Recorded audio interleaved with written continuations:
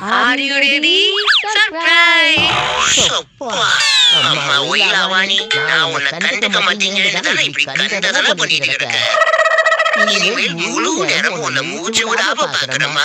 ஆனா தயவு செய்து இப்படி மேக்கப் பண்றேங்கிற பேர்ல என்னைய மொத்தமா பேக்கப் பண்ணிடாத தாயி, ப்ளீஸ்.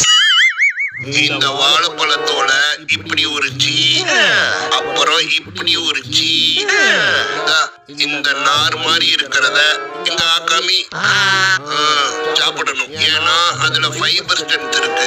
இப்போ என்ன பண்ணணும்னா பக்கத்துல இருக்கிற குரங்குக்கு கொடுத்துடணும்.